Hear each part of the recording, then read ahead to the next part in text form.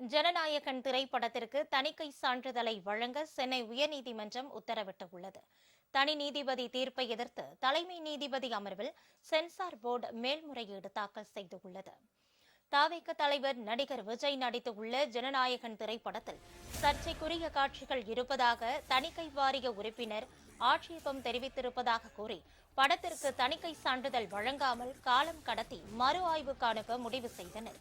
படம் வெளியீட்டு தேதி நெருங்கியதால் தணிக்கை சான்றிதழ் தரக்கோரி பட தயாரிப்பு நிறுவனம் சென்னை உயர்நீதிமன்றத்தில் வழக்கு தொடர்ந்தது.